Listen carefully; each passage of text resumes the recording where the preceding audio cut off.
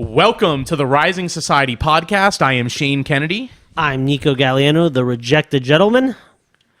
All right, Nico, it's been a while. Dude, that's the first time we pulled off the glasses in a long time, brother. Yes, it is. Okay, so we have a lot to talk about tonight. We're going to be talking about the election. So, Nico, what is your reaction to the election? What I would like to say on this show, historically, people can go back and fact check us. I'm not sure what episode this is, and I know we've been gone for a while. We've had a lot brewing. We've been working on a lot of... This episode's in the 20s. It's like, it? Okay. I don't know, 26, 27, something like that. Shane and I are working on a lot of behind-the-scenes stuff, a couple different businesses. Very excited about that. But historically, if you go back and you look at our show, we've called it, man. Yes, we have.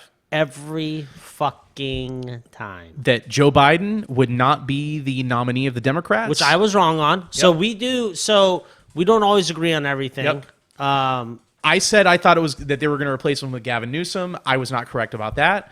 But I was correct that they would replace Joe Biden. They ended up replacing him after the debate in June. Correct. And I said they wouldn't because I said I believe that is a recipe for a losing strategy. And it was. I said there's not enough time. There's no way they could establish anyone of substance in that time period. You and I went back on that a couple times. And I said, in my world, I don't think there's any way Donald Trump doesn't win this. Now, and then remember we also talked a lot about RFK Jr. We did. Right? We did quite a bit. And how RFK Jr. was just represented a totally different point of view. You know, he represented a point of view that said we need to closely examine, I'm not sure if we can say the V word, so jabs. We need to closely examine jabs. Yeah. We need to closely examine jabs and the shots that we give to kids. We need to look and see if there's a relationship, a link there between the shots and autism. We need to go back and closely examine the treatments for the disease that ran through America from 2020 to 2023. Really. RFK Jr. was also talking about the food supply, how we need to get rid of seed oils, how we need to get rid of GMO stuff. We need to clean up the food production across the board, because the thing is, when animals are fed a bunch of toxic chemicals, when plants are treated with a bunch of toxic chemicals, and you eat those things become part of you, and you become toxic as a result. Well, and I know someone that went to Europe and just. I know a person. I know several people that have gone to Europe, and they eat larger quantities of food. The friends, because they're on vacation, and a lot of carbs, and they still come back losing weight because the food is just made differently. And the thing that I like about Kennedy is that he said he's going to closely examine that we need to closely examine. I should say anything that even comes in a box or can deserves a second look. Yeah. You know what I mean? What are we looking at there, bud? I want to make sure that it's recording. Yeah, keep talking. Oh, yeah, okay, yeah, you threw me off there. And the big thing that I like, too, is I know he's going to go after these medical companies.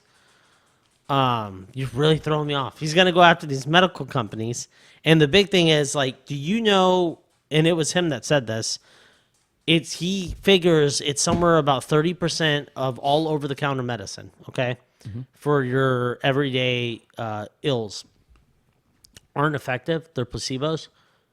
So for instance, let's say there's a brand. I'm not going to name any particular brand that has a nasal spray that is effective. They will also have the equivalent in, let's say, a pill form that does nothing for you, because it's not meant to be ingested and our body can't distribute it, so you just end up shitting it out. It doesn't literally break down in your body. It's the nasal spray is effective, and vice versa. There's some other ones where they're like a rub, like you'll rub it on you, but our body doesn't absorb it through the skin. It has to be ingested.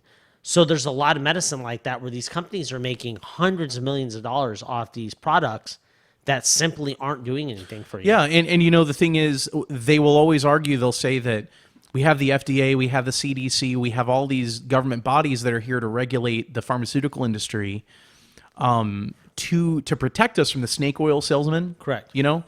But the reality is, The snake oil salesmen are the ones that are all running the FDA and the CDC and everything. Exactly. And the thing I love about RFK Jr. coming in with the Maha imperative, the Make America Healthy Again, is he's going to go in there, he's going to clean house, and he's going to start putting people into positions of influence that are going to start holding the pharmaceutical companies and big food companies and big agriculture companies accountable for poisoning us. Now, is he? Did I see a picture online? Is he jacked? Yes, he is. Okay, I thought so. But he talks with the stutter, right? Yeah. Did he have a stroke? No, he has some. I don't remember what the disease is called, but it's some disease of the throat of like the voice box or something. Now I'm not sure if this is entirely true, but I think it's the result of excessive drug use, like heroin. Which RFK Jr. was a heroin addict for a long time. So yeah, it rots. It I actually know a couple people that have done it. I think it messes up that might be meth. So I'm not sure. I'm not really sure either. But I've heard people say it had to do with his previous drug addiction, but I'm not entirely sure about that. Anyways, dude's jacked though. Yeah. And him to the last one, I'm not sure. I don't remember if it's a man or a woman. Very ugly Levine is the last name of the current one. The one with the glasses and the long hair. Yeah, very ugly person. Yeah, Rachel Levine is a woman. Yeah, Rachel Levine is her name, but she is a biological male.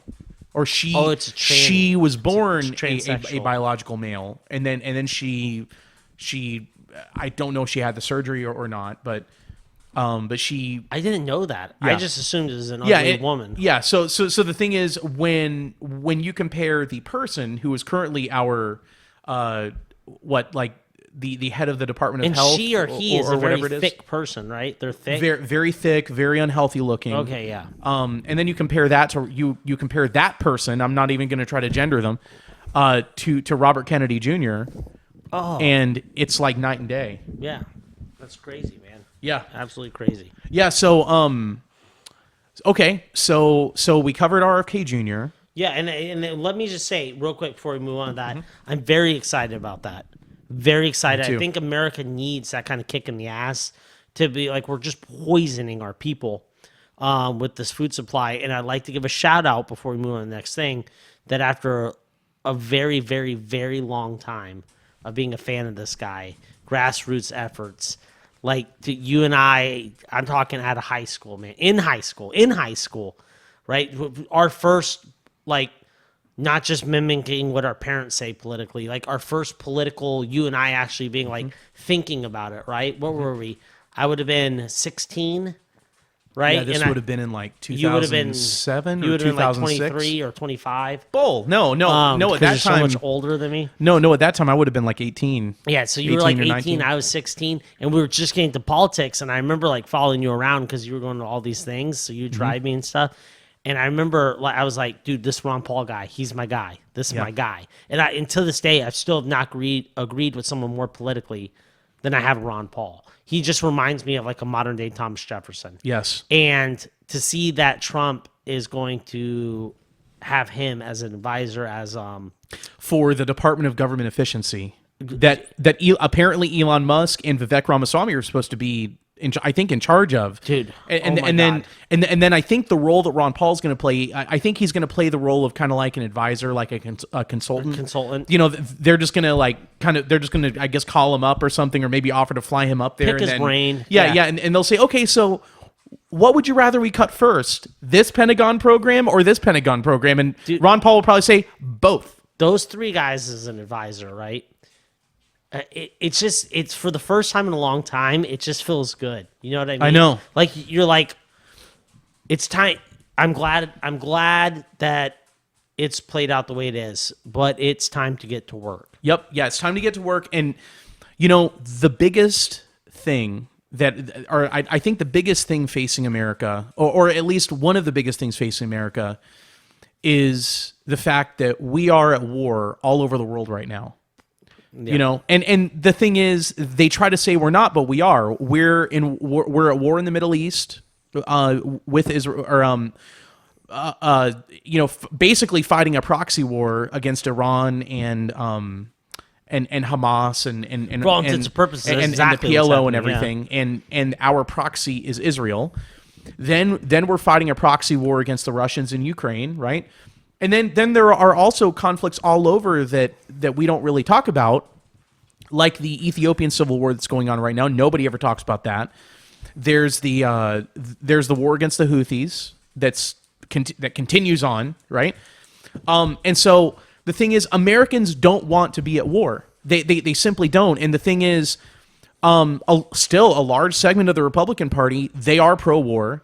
But it's interesting to me that almost unanimously, the Democrats now are the unanimously pro-war party. They're the war. It shifted. Yep. They're not the Democrats we grew up Right. with. Because you talk about back in the day when we were in, when we discovered Ron Paul and followed Ron Paul back in like 2007, 2008.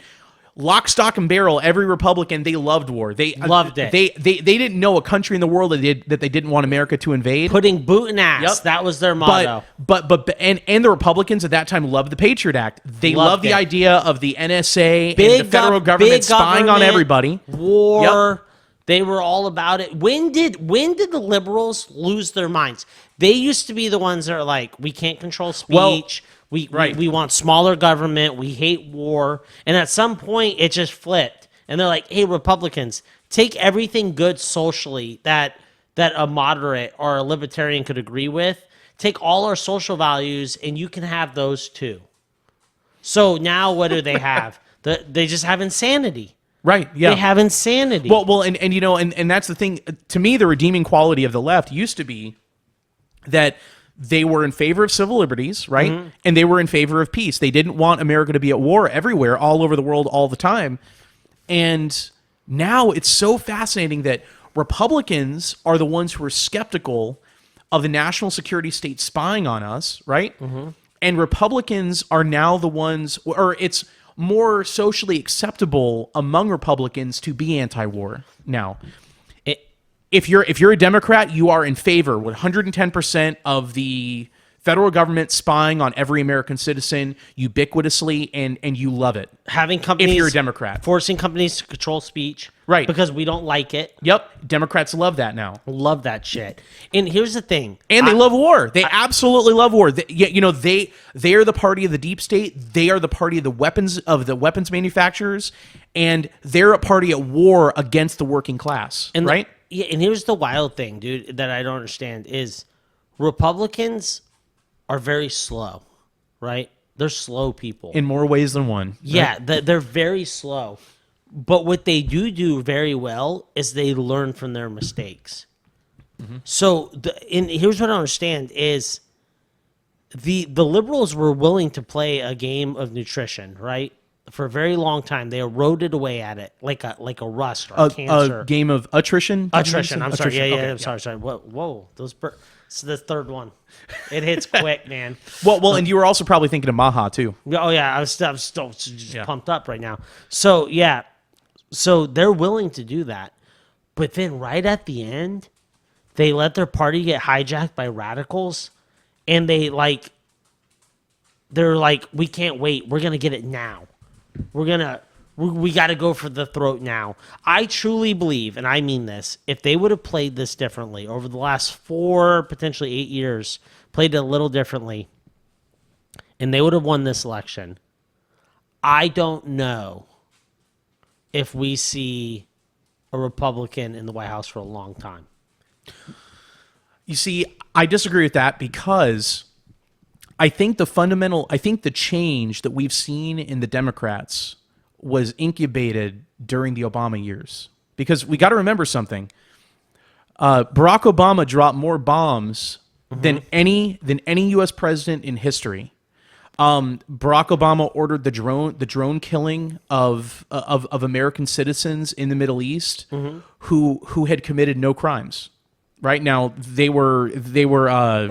I think one of them was a Muslim imam. Another one was a Muslim that had kind of sketchy connections within the radical Muslim world. But still, nonetheless, they had committed no crimes. And he ordered the drone kill. He ordered the the drone killing and bombings to kill U.S. citizens. That's unprecedented in American history, right? Correct. And so the thing is, remember, Barack Obama ran on the platform of ending the war in Iraq, shutting down Guantanamo Bay, and it's really weird to sit back and just to go back and replay the Obama years in your head, how Republicans loved war when he came into office. They loved the war in Iraq.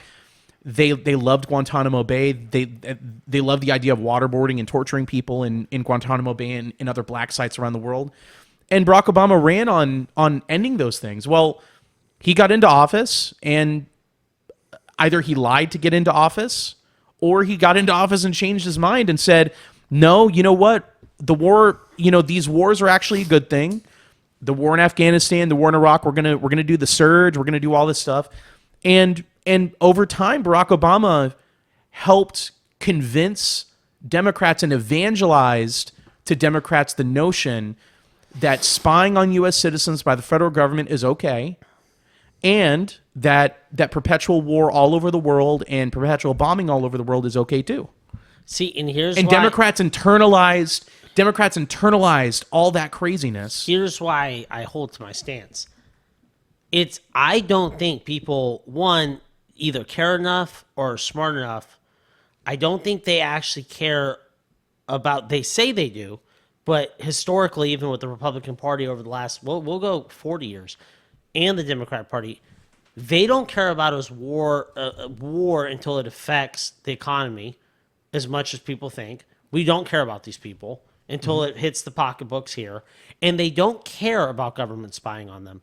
What the Democrats' mistake, their huge mistake, when I said over the last 8 years totally, is that what Americans don't like is that they don't mind that you spy on them, and they don't mind that we're killing people that they've never heard of or can't point to on a map. What they care about is you started telling them what they can and can't do, and you let it hit their pocketbook. They don't want to pay the bill for it, right? When the economy went in the shitter and they're like, wait, why is this happening? And then the narrative is Ukraine, and we're watching them collect all this money, and they're like, wait, what's going on here? And then you start telling them, hey, not only are we watching you, but we've been watching you, and we don't like this, and this. That's not morally up to standards. And they start trying to force these delusions on you. And the American people are like, okay, Republicans voted to be spied on. I mean, the Patriot Act was a core tenet of the Bush administration. I don't think Americans would have ever raised a peep, right? They might not like it. We might be like, well, war's bad, and we think government shouldn't have this much power. But the second that they overstepped their bounds and they started spilling out crazy shit and trying to control people, and then trying to convince people that if you don't believe what we're believing, this wild shit, you're a bad person. And you're to blame. You should be embarrassed to be an American. You should be embarrassed to be a Christian. You should be embarrassed of something you can't control, like if you're white or black or anything. You should be embarrassed that you're upper middle class. They started making working class. Or working class. You're right. They're saying working class people are monsters. Even lower middle class. Yeah. You should be embarrassed for these things. And people heard that narrative long enough, and they're like, I'm tired of being embarrassed. People went to the grocery store, and they were like, whoa, eggs have doubled in price. Ground beef has doubled in price. Milk 3 times what it was. What it was like 4 or 5 years ago. And then what's the messaging of the Biden administration? The messaging of the Biden administration is, oh, you're wrong. And the economy's good, Jack. Yep. The economy's good, Jack. And we need to stand in solidarity with Ukraine. Yeah. And they'll say, do you realize what the Ukrainians are going through? They're fighting a war for us. We're sending them weapons and cash and all kinds of stuff so that they can fight the Russians. And this whole crazy thing. If we don't fight the Russians there, then we'll have to fight them here. Remember how back during the Bush years, a lot of neocons would always say, well, if we don't go fight, we don't just now, there's going to be Muslims everywhere. If we don't go fight Al Qaeda in Iraq, then we'll have to fight them here. We'll be that was such a that was so stupid, and that is just as stupid as saying we have to embolden the Ukrainians to go and fight the Russians over there, otherwise we have to fight them here. You want to fight them in Central Park or guerrilla warfare down the Everglades? Is that where you want to fight them? Huh? It's like, what are you talking about? What the fuck are you talking about, man? Yeah, it's why I don't know. It's well, and you know, so that's one angle of it, you know, the foreign policy stuff and everything. And obviously the foreign policy stuff, it has a direct impact on the standard of living of the working class. What it does is when you print a whole bunch of money and you spend it on a bunch of weapons and stuff and you're shipping them all over the world, it pushes more money into circulation, more money chasing fewer goods, causes the price of consumer goods to go up, like milk, eggs, bread, meat, stuff like that. And then to have the government gaslight working class people and tell them, no, you're wrong, Jack.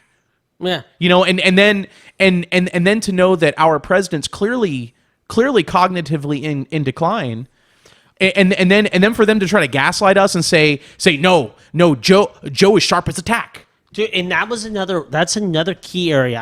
I'm glad you said that. I couldn't agree with you more. You nailed it on the head. I don't care what anyone says. We said it on this podcast over a year ago, and if we were saying it, it was being said before that. I know for a fact, okay? Because we always do our couple weeks later, right? Mm-hmm. Just because of time constraints. We said, and the American people said, dude, this guy's not right. There's something wrong. And no one was doing it maliciously. It wasn't like Republicans like, look at this guy. They were like, dude, there's something medical here. We got to help this guy. Right. It's like watching your grandfather. You're like, he's not okay. Right. We got to, and they're like, shut your mouth. He's fine. Yeah, they would say he's sharp as a tack. Oh, they would say, oh, behind the scenes, Joe's a dynamo. And dude, this guy is working 18-hour days, pumping iron, fucking eating red beef. He's great. Or no, they don't eat red beef. Eating cricket burgers. Yeah, they're eating cricket burgers. He's fucking great, man. And then 2.5 months before the election or whatever it was, you try to do a switcheroo on us and act like we never said that. And you're like, oh, no, he's not good. Well, and you know, this is what my question is. If he was not cognitively well enough to run for president back in June, then how is he cognitively well enough to continue to serve as president now? That's the thing that makes no sense to me at all. Because I would think that being president would require more cognitive ability than running for president. Correct. You know, I mean, that's just, that could just be a crazy thought that I have in my head, but it doesn't seem crazy to me. That's what I'm saying. Like it's almost the exact example of like me training for a marathon. Right? Like I run a mile here, I run a mile there, right? Everyone sees my pictures, everyone hears me on the podcast talking, they see my social media, they're like, that guy's training his ass off, man. And man, he looks good out there. He's doing good. And then marathon day comes up and I run 2 miles and die. That's like, yes, you're 100% correct. Of course, it's more important now, but we just pretend it's not. What they should have done is I don't want to misspeak. I don't remember the articles. Is Article 20, whatever it is, where you invoke that the president's not capable. It was one of the 20s. It's like 25, right? Yeah, or something. or 21 or we're going to have someone be like, that's not correct. I don't know what it is. It's one of the 20s. But you invoke that article, and they should have had Kamala Harris 2.5 years ago become president.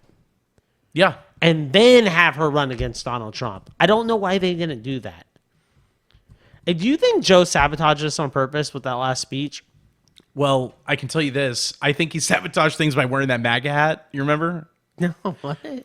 Did you not see? I forget what the event was. This was long after Kamala Harris became the nominee by the Democrats, or became the candidate for the Democrats, and he got forcibly replaced. This might have happened in September, maybe it happened in October. I don't quite remember, but he didn't have a MAGA hat. Somebody handed him a MAGA hat at the event, and he put it on, and he posed for a photo op with it. So the debate that ensued online by a lot of people was he aware of what he did? Was he so cognitively decrepit that he wasn't aware of what he was doing by don't- putting on the MAGA hat, or did he intentionally do it because he wanted to try to sabotage Kamala Harris because there was a palace coup and they overthrew him? Yeah, they threw him. and they replaced him with her, and she's insane. It was a coup. Dude. I think she's crazier than Joe Biden. Well, she 100% is crazier. And there's two more examples. I didn't know the Magna Hat one, but that last speech that he gave, we can admit was pretty detrimental to Yes. it, right? That was the most, not articulate. That was the most where he was just speaking without, like, he did the least amount of stuttering, and he was the most coherent, and he smiled. That's hilarious. Yeah, so so that you guys know, I just pulled up a picture of Joe Biden wearing the MAGA hat. And he put it on top of his other hat. Yeah, see, somebody had given it to him, and he put it on top of his. In that last other hat. speech, dude, it was the most you could, like. Oh, it happened on September the 11th. He was clear as day, and that smile at the end, and then Jill Biden, right? Is his wife's name Jill? Yeah, yep. Jill Biden, Doctor Jill Biden. I was Dr. about to Jill say Biden, she's not yeah. a stupid woman. No. She wore an all red suit to go vote. Mm-hmm. Dude, I think the Bidens got pushed out. I think it was a palace coup, like you said, and I think the Bidens were like double deuce. Yep.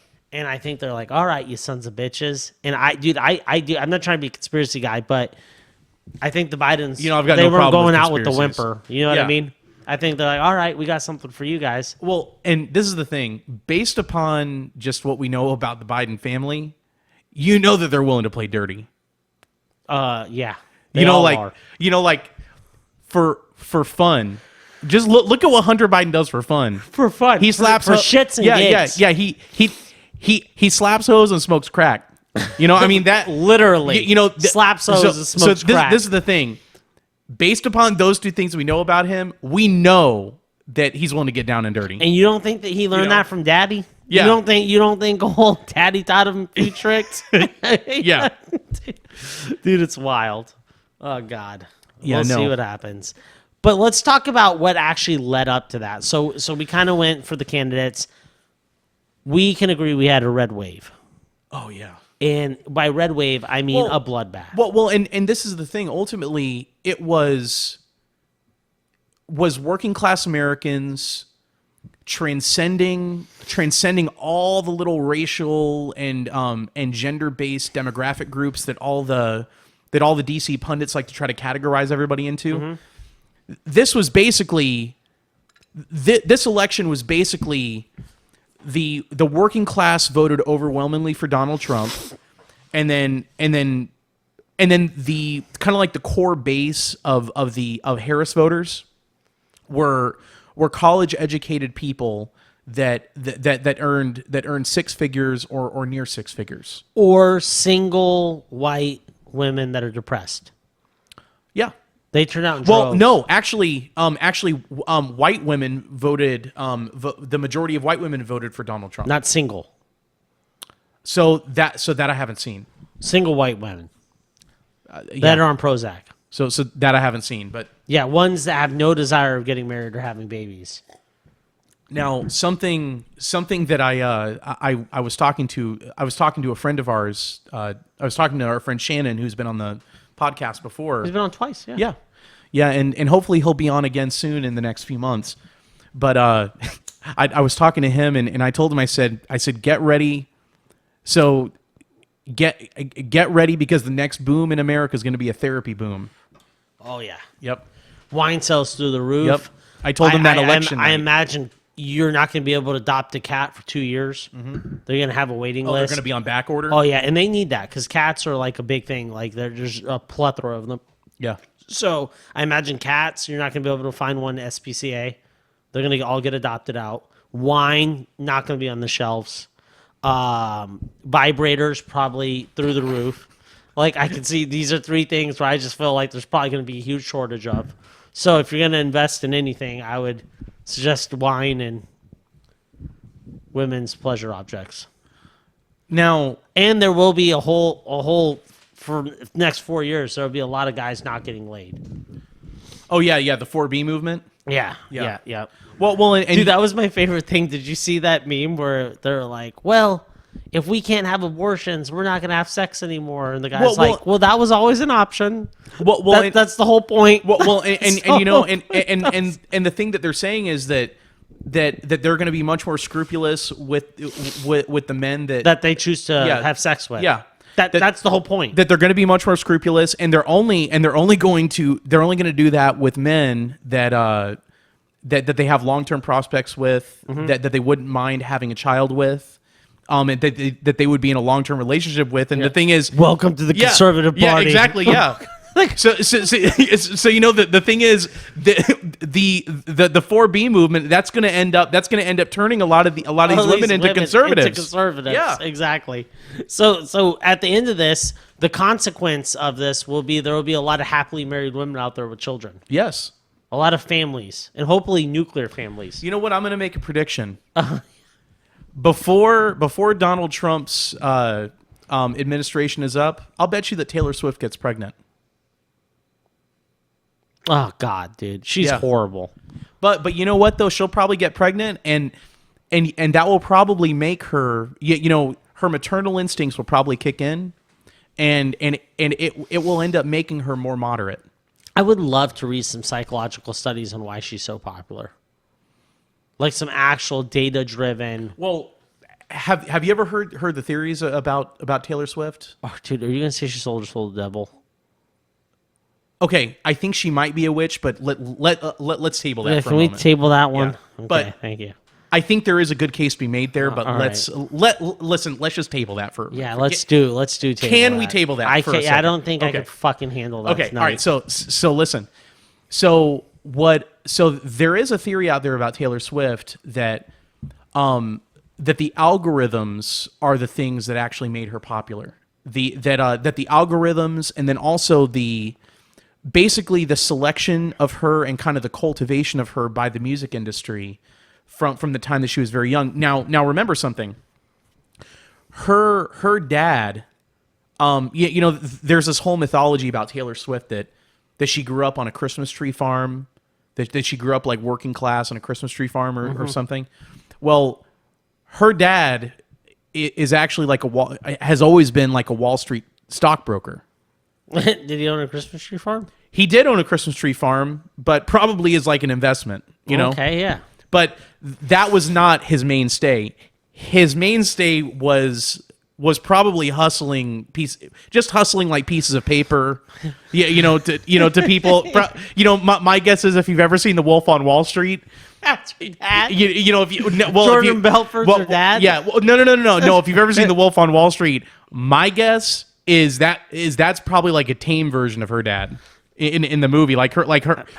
Her dad's probably much more. This is just speculation. There's no way of me knowing. But the thing is, so there's a theory out there that her dad kind of wheeled and dealed to get Taylor Swift the privileged position that she has had. You know, of getting her music played on. I can believe it. A lot of people do that. Yeah, like negotiating deals with MTV to get her. That's to a lot of videos. Hollywood and music, though. And Taylor Swift comes from money. You know, I mean, she is not this girl that came from like a broke family or something. And the only thing the only way that they would make money every year was by selling Christmas trees at Christmas time. That's a load of crap. Like, and the thing is. And the thing is, if you're eating that crap, I don't know what to tell you, but you probably need a breath mint or something, you know.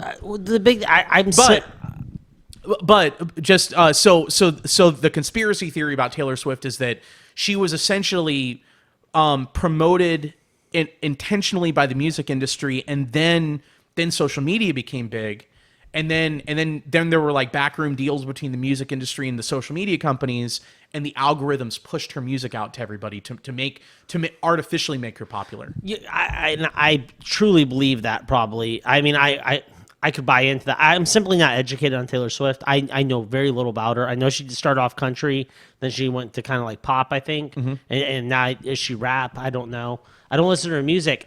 I have heard some of her music, and the only objective truth that I know is she's tall, lanky, unattractive, and can't sing. So I got to imagine that there's something out there that made her popular, and that seems viable to me because we've seen that before. Or She's a or witch. she's a witch. Yeah. You know what? Witches sounds just as realistic as the other one. So yeah, maybe she's a witch, man. I have no idea.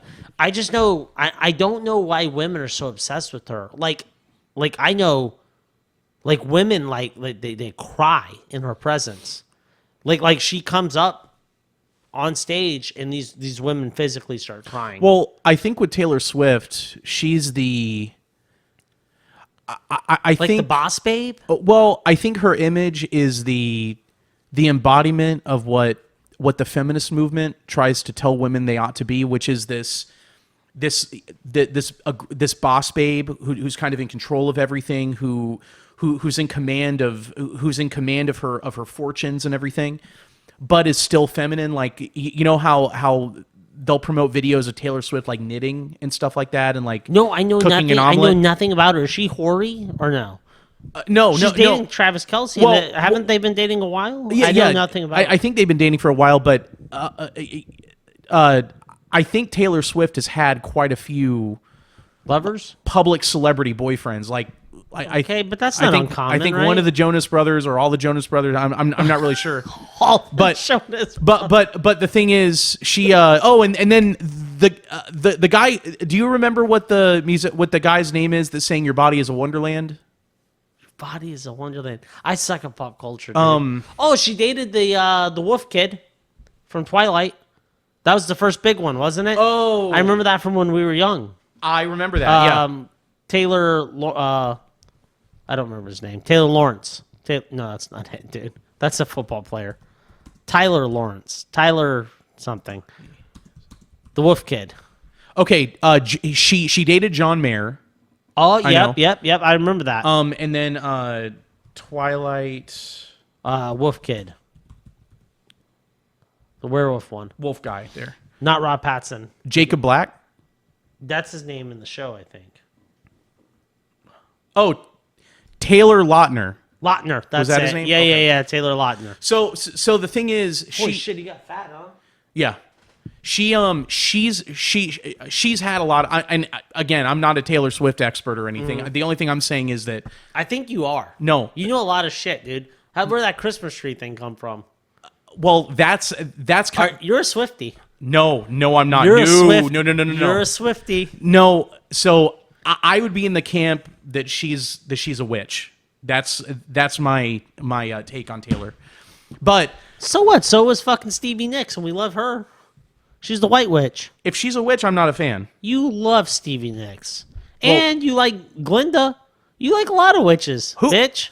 Oh, you're talking about from Wizard of Oz? Yeah, I just named several witches that you're fans Well, of. Glinda was a good witch, first of all. Okay, so is Stevie Nicks. She's the white witch. And ultimately, my favorite character in the Wizard of Oz was the wizard. All right. Because he's a fucking con man. No. That's not why. No. Listen, it's because he had a vision. He did have a vision. Yep. Actually, I'm inclined to agree with you. I like busting your balls.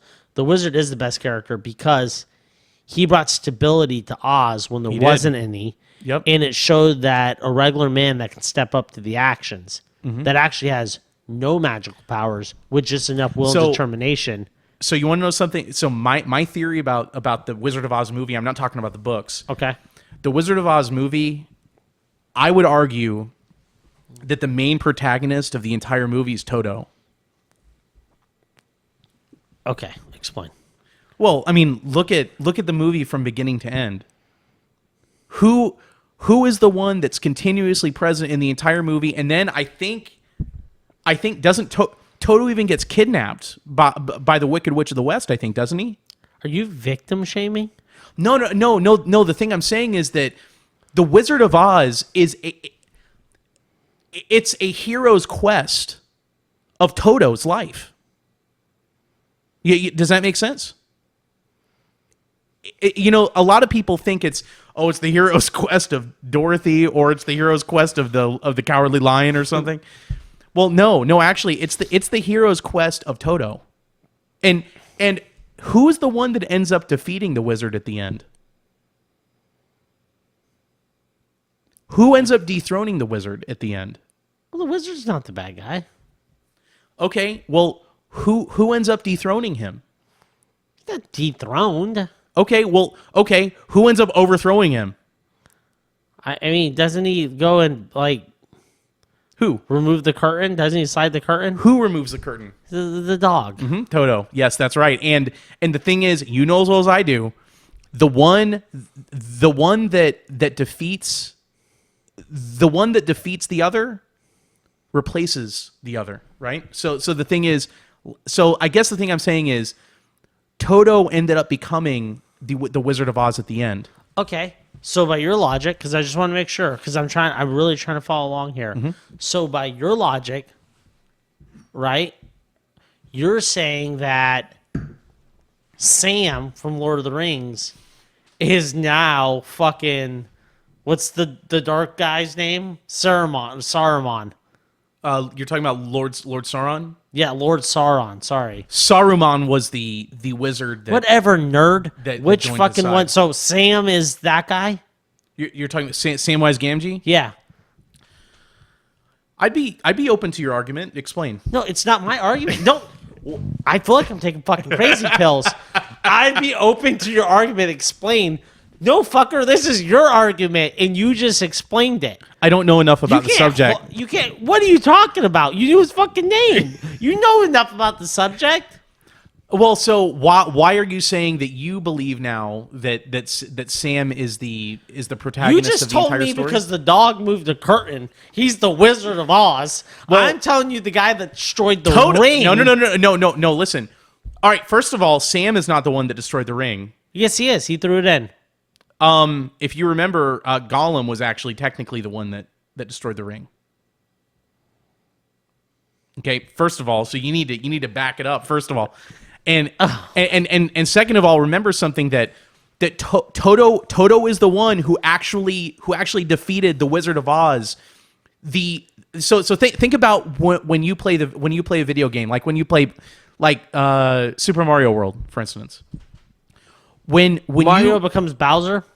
Well, the thing, no, but what he does is when he defeats each boss, he takes the authority that boss once had, right?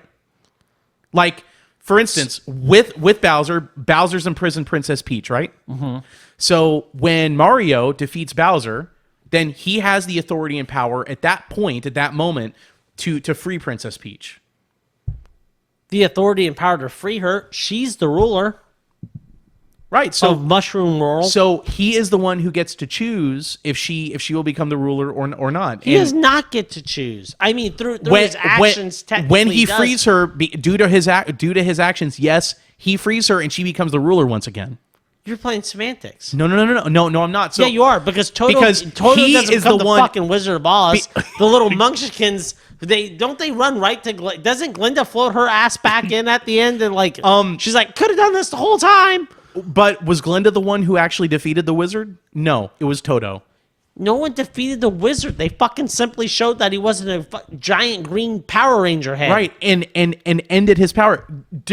All right, so at the end of Super Mario, at the end of Super Mario World, did Mario kill Bowser? No, because Bowser appears over and over and over again in all of the other Super Mario Super Mario video games. I'd like to kill you, but I don't want to become you, so I'm not going to. And that's exactly what would happen. Okay.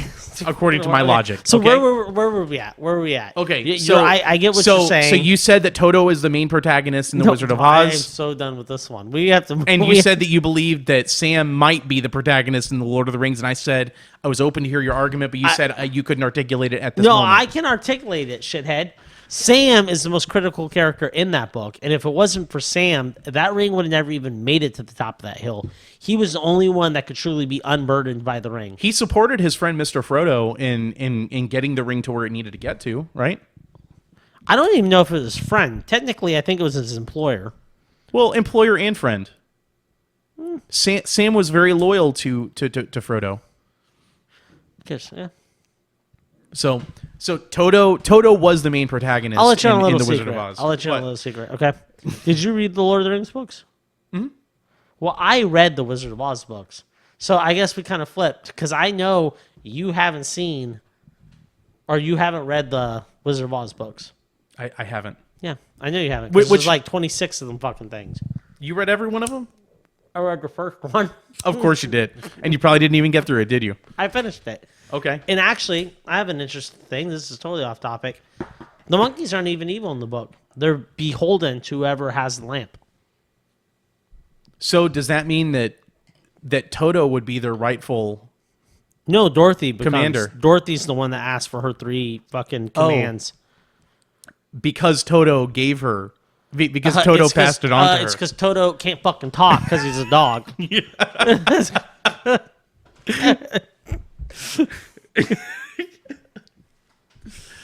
Okay. As there's a lion that talks and walks and yeah, dude, I don't know. Where are we going with Now, this? but all right, here, one last thing. Okay. We don't know for a fact that Toto couldn't talk. The only thing that we know is I'm sorry. He chose not to talk because he has the authority to speak or not. Yeah, you're exactly. Right. Yeah, well, yeah, he had the potential to speak. He knew how to speak. In fact, he was probably the best speaker out of all of them, out of all the characters. But he chose to remain silent because it was the right thing to do. Here's what I know: the Wicked Witch of the East, the one the house that fell on. I sympathize with her because at this exact moment, I wish a house would fall on me. So there's that. So, okay, where are we going? Okay, so do we want to get back to the election? I would like to. Okay. You crazy bastard. You crazy. Okay, so that was quite a tangent that you got us onto. No, it had nothing to do with me. Okay, so let's start talking about let's talk about the election. That election was quite a thing, wasn't it? Yeah, number one thing I'd like to hit real quick, and I ask you a question. Mm-hmm. Donald Trump had about roughly at this time 2 million less votes than he did in 2020. Is that correct? 2 million less. I think he had 2 million less votes. Is that correct? Than he achieved in 2020. I think he had 74 million in 2020, and he had 72 million now. And I'm just rounding to the nearest. Can you see those results? Here, I'm looking.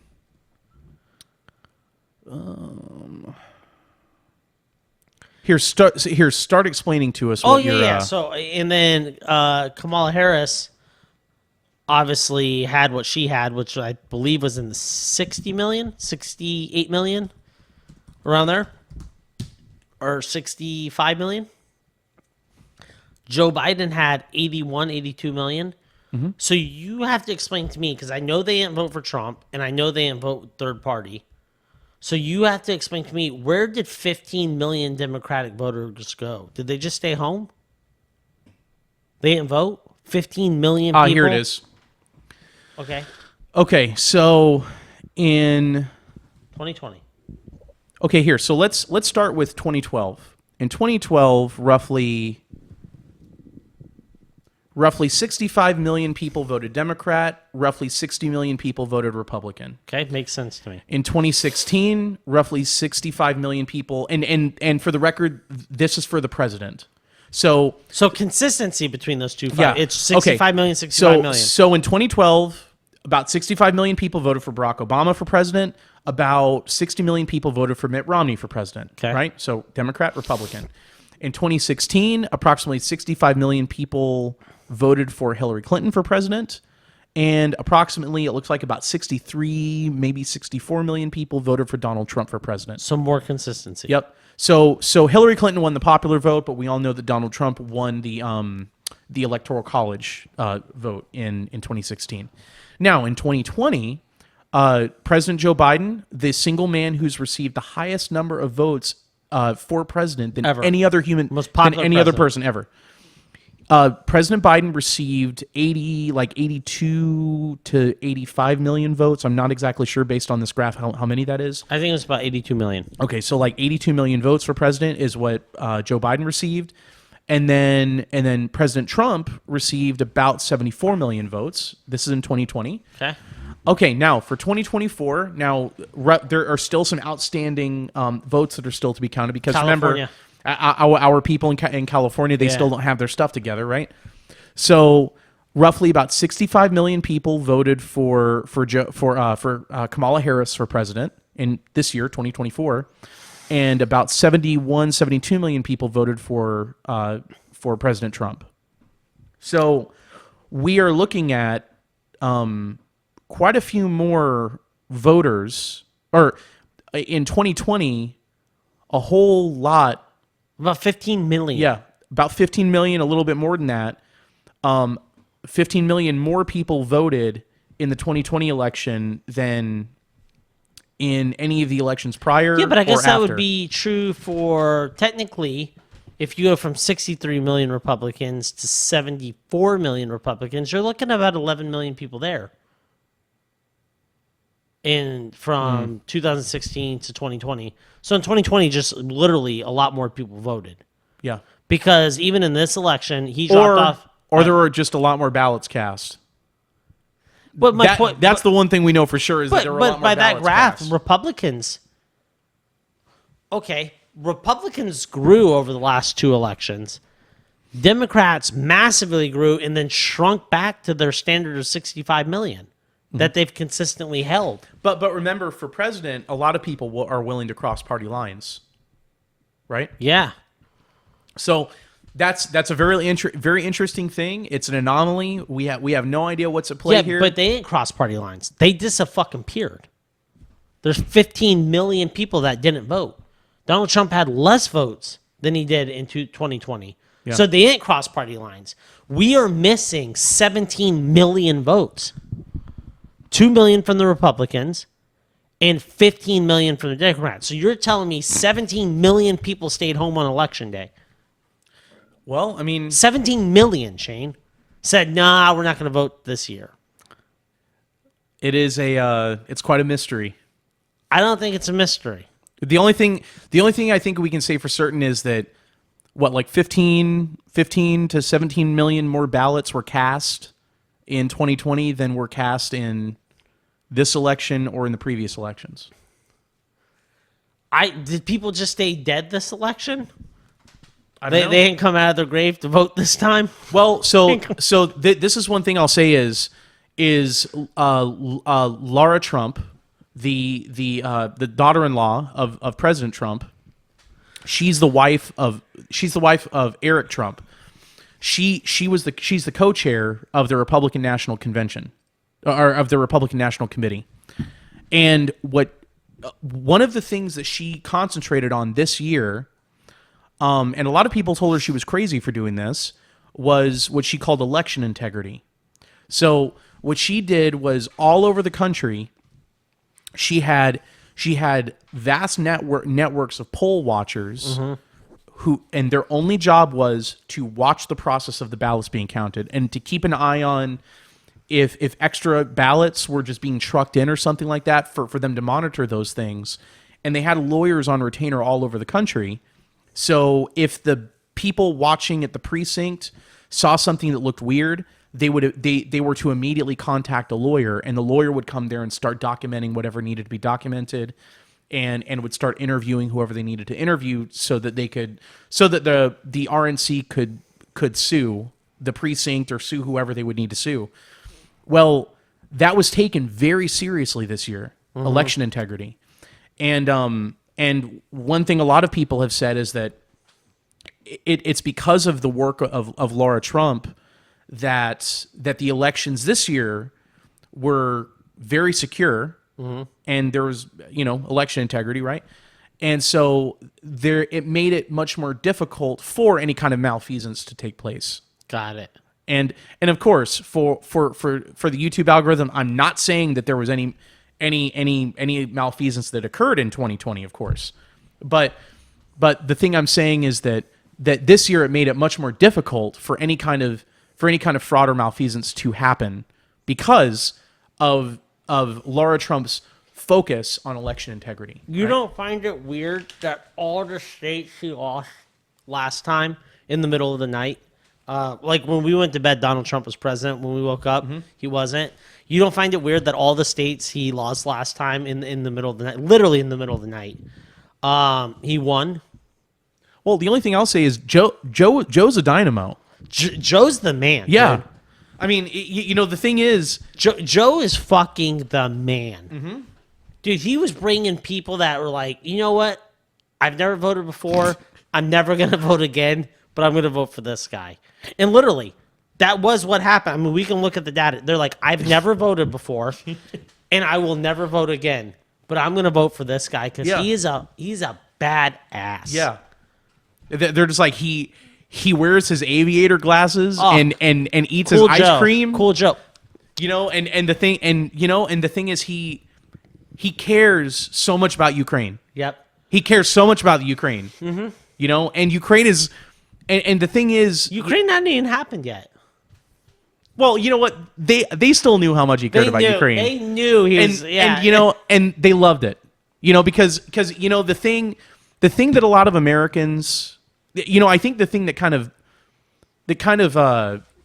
unites all of us is our love of the Ukraine. Mm-hmm. You know, the only thing that's greater than our love of our own land is the love of the Donbass. You know, in the Ukraine. You know, the breadbasket of Europe. I know. Yeah, you know, and the thing is, people don't realize it. That's what our founding fathers found America for. Was so that someday we could annex the Donbass and Crimea. Yeah, baby. You know? I love it. That passion. Well, I just thought that was interesting. I just would like to know where 17 million Americans went. But hey, I mean, now, okay, let's okay, so the interesting thing is that President Trump won the popular vote, and he also won the electoral first time college. in 20 years the Yep. Republicans done that. Yep, first Very time in 20 years. interesting. So the thing is, that represents one heck of a mandate. Mm-hmm. You know, so the thing is, the working class voted, and they did not want to continue going down this road of more expensive energy, of more expensive food at the grocery store, and of more war. You know, they did not want to continue going down that path. And that's the narrative here. Yep. And President Trump ran on a platform of ending those things and turning us around to bring us to start bringing us into a to start ushering in an era in America where we will have less expensive energy.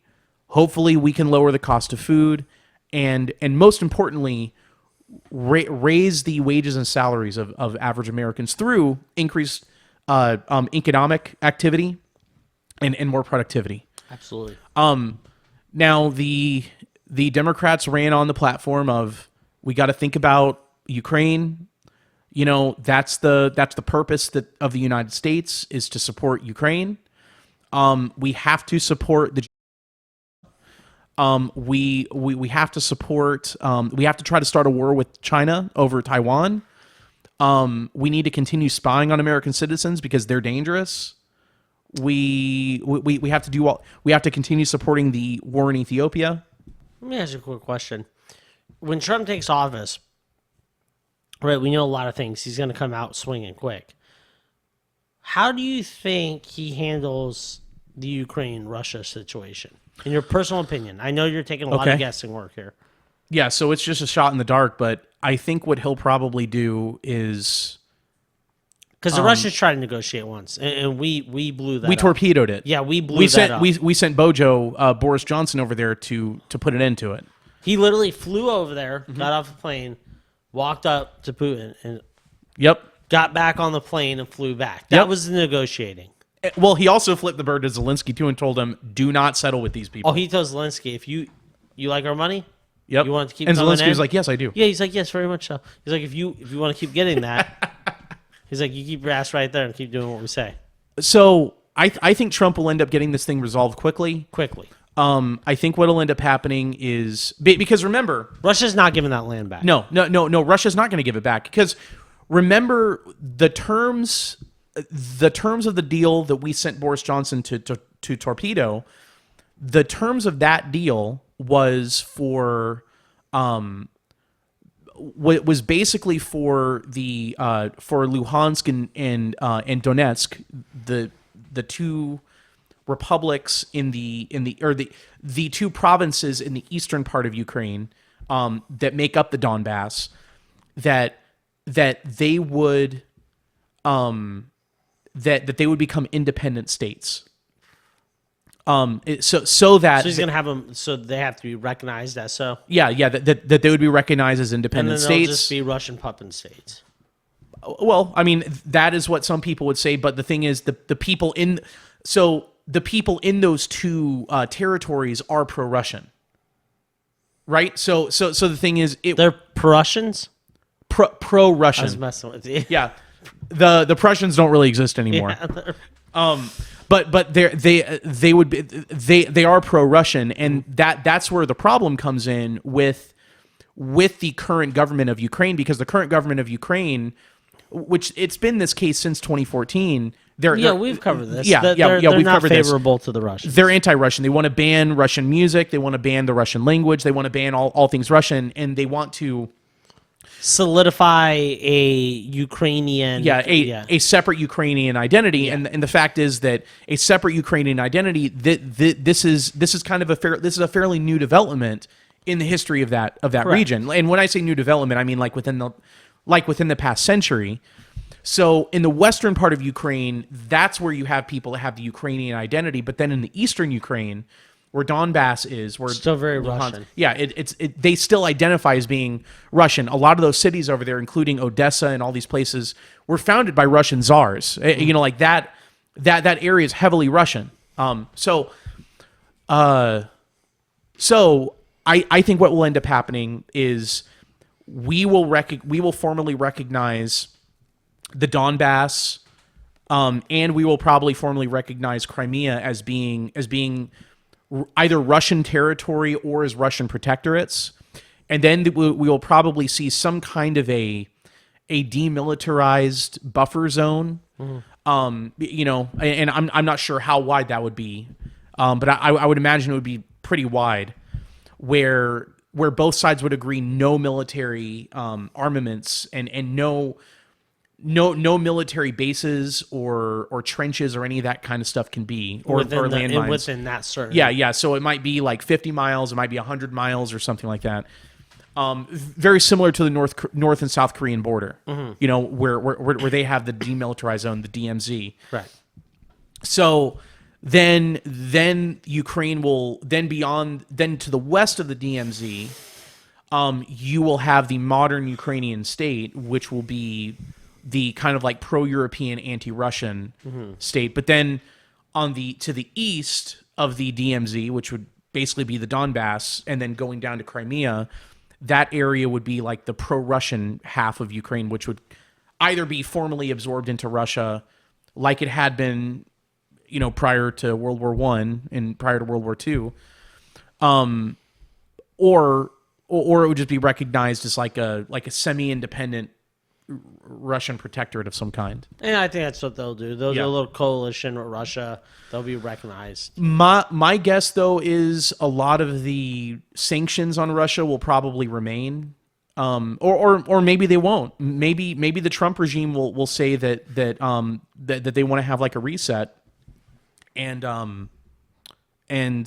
you know, try to start healing some of the wounds, because the thing is, it would be in America's best interest to trade with Russia again and to bring Russia back into the international fold using the dollar, because we do not want it is not a good idea for America to encourage via sanctions on Russia the BRICS countries to create a parallel system to Which the they've US been dollar. actively trying to do. Right. Very hard. And the thing is, the Is that bows. getting any legs? Yeah. Actually, a lot of countries are opting to join both to remain a part of the Western kind of international bank of settlements kind of With oil group. dollars? Yeah. But the thing is, like you just brought up the petrodollar. No, petrol dollar. Saudi Arabia has said that they are no longer going to operate under the petrodollar. That Saudi Arabia will accept several major currencies in exchange for oil now, not just the U.S. dollar. Which the petrodollar was the single thing that maintained the dollar's hegemony on the planet.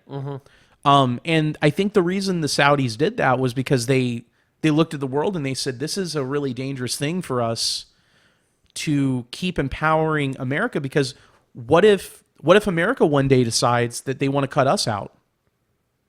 Yep. You know, and I think that's something that a lot of the world are looking at, saying, well, we originally bought into this universal system where we all trade using the dollar as like the international currency, because we were all under the assumption that this would kind of be like, that the dollar would represent like the free flow of capital and money throughout the world.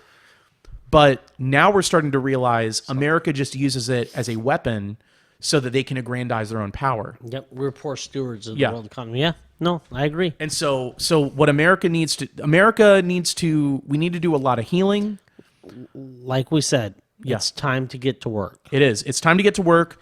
And so we need to figure out how to strategically lift sanctions against the Russians. Maybe there would be some sanctions we want to keep on them. I have no idea. But, remember something as far as Europe goes, we already blew up the Nord Stream pipeline. So the Europeans are going to be dependent on us more than they ever have been for energy. Mm-hmm. And we can use that as a means of control over the Europeans. And I'm sure the U.S. will. I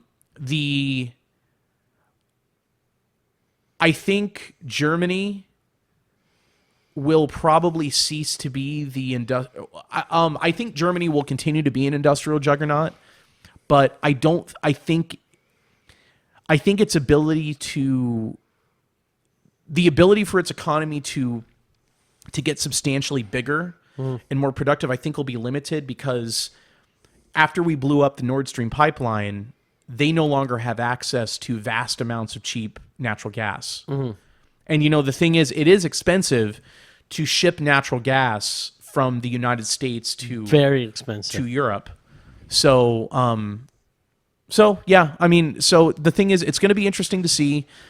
This could end up, I also think we're looking at either the end of NATO, or we're looking at a significant reformation. Yeah, I think NATO. we have a weakening of NATO coming Yeah. for sure.